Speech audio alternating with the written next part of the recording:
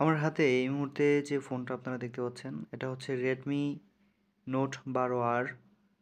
এই ফোনটার problem NV Data Corporated। এটা কিভাবে সলভ করা যায় সেটাই আমি আপনাদেরকে আজকে দেখাবো। তো আমরা সরাসরি আমাদের মনিটর স্ক্রিনে চলে আসলাম। এখানে দেখতে পাচ্ছেন একটি রেজিস্টর লাগানো আছে। এই রেজিস্টরটা এই যে পাশে দেখতে পাচ্ছেন খালি পয়েন্ট, এটার পাশেই এই রেজিস্টরটা। এটা মূলত রিমুভ করে দিলেই আপনাদের যে NV Data Corporateটা এটা ঠিক হয়ে যাবে। তো এই মুহূর্তে আমরা এটা রিমুভ করে দিব। রিমুভ করার পরে দেখব যে আমাদের প্রবলেমটা সলভ হয় কিনা। তো আমি দেখতে পাচ্ছেন রিমুভ করে দিলাম। তো আমরা এখন মাদারবোর্ডটা ফোনে লাগাবো, লাগিয়ে দেখি যে আমাদের কাজটা সম্পূর্ণ হয়েছে কিনা। দেখতে পাচ্ছেন আমি মাদারবোর্ডটা লাগিয়ে নিলাম। আশা করি আমাদের যে NV Data Corporate এটা 100% সলভ হয়ে যাবে। তো আপনাদের ফোনগুলোতে যদি NV Data Corporate থাকে তাহলে আমি যেভাবে আপনাদেরকে দেখালাম ঠিক সেম এই রেজিস্টরটা আপনারা রিমুভ করে দিবেন। রেজিস্ট্যান্সটা রিমুভ করে দিলেই কিন্তু আপনাদের প্রবলেমটা ঠিক হয়ে যাবে। তো দেখেন আমাদের এটা কিন্তু NV Data এখনও আছে। তো আমরা জাস্ট এখান থেকে সিম্পলি রিবুট করব ফোনটা। রিবুট করার পরেই কিন্তু প্রবলেমটা সলভ হয়ে যাবে। তো পুরো ভিডিওটা আপনারা সঙ্গে থাকুন। আমি আপনাদের এই ভিডিওর মাধ্যমে এমন কিছু শেয়ার করব যাতে আপনারা এই ধরনের প্রবলেমে পড়লে কিভাবে সমাধান করতে পারবেন সেটা আপনারা নিজে থেকেই জানতে পারবেন।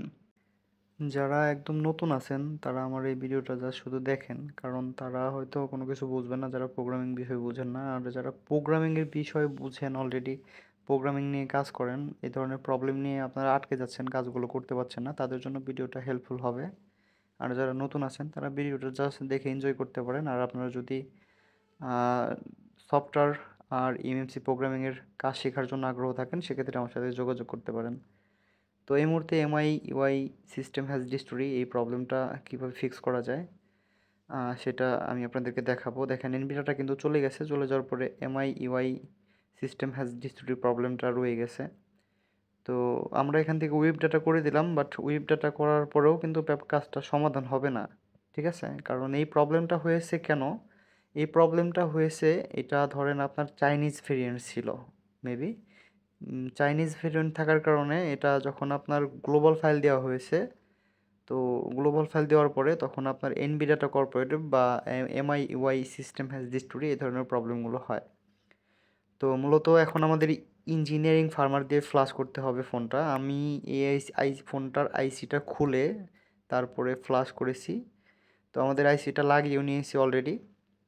তো দেখতে পাচ্ছেন। তো এখন আমাদের ফোনটা অন করব। আমাদের ফোনটা কিন্তু এখন ইঞ্জিনিয়ারিং মোডে অন হবে, কারণ যেহেতু আমি ইঞ্জিনিয়ারিং রুম দিয়েছি। কারণ এই ফোনটা আমি ইঞ্জিনিয়ারিং রুমটা কেন দিয়েছি, যারা টেকনিশিয়ান ভাই আছেন অলরেডি প্রোগ্রামিংয়ের কাজ করেন, ইঞ্জিনিয়ারিং রুমটা দিয়েছি এই কারণে আমি যদি সরাসরি গ্লোবাল ফাইলটা দিতাম সেক্ষেত্রে বক্সের মাধ্যমে প্রোগ্রামিং করা একটা বিষয়, আর ইউএসবি দিয়ে ফ্লাশ করা প্রোগ্রামিং একটা আলাদা বিষয়। আপনি ইউএসবি দিয়ে যখন ফ্লাশ করবেন তখন কিন্তু ফোনটা প্রপারলি ফ্লাশ হবে, আর যখন বক্স দিয়ে ফ্লাশ করবেন তখন ব্যাপারটা একটু প্রপারলি হবে না আর কি, মনের ভিতরে একটা খুঁতখুঁতি বা কনফিউজ থেকে যায়।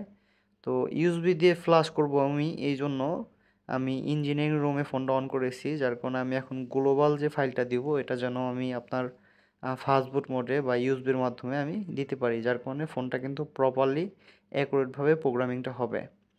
তো দেখেন আমাদের এমআই ইউআই সিস্টেম হ্যাজ ডিস্টোরিটা কিন্তু যায় নাই এখনও। তো আমরা যে আমাদের যেহেতু আইসিটা লাগানো হলো, লাগিয়ে মানে প্রোগ্রামিং যে আইসিটা প্রোগ্রামিং করলাম ওই আইসিটা লাগানো হয়েছে। তো এই কারণে আমরা এখান থেকে রিবুট করে দিব। রিবুট করলেই কিন্তু আমাদের ফোনটা সরাসরি ইঞ্জিনিয়ারিং মোডে অন হবে। অন হওয়ার পরে আমরা ফাস্ট বুটে আপনার গ্লোবাল রুম দিতে পারবো, কারণ ইঞ্জিনিয়ারিং মোডে আমি আপনাদেরকে একটা বিষয় শেয়ার করি। ইঞ্জিনিয়ারিং মোডে ইঞ্জিনিয়ারিং ফাইল খাওয়ানো অবস্থায় আপনাদের ফোন ফাস্ট বুট মোডে ফ্লাশ নেবে, ঠিক আছে? এই বিষয়টা যারা জানেন না তারা জেনে রাখুন।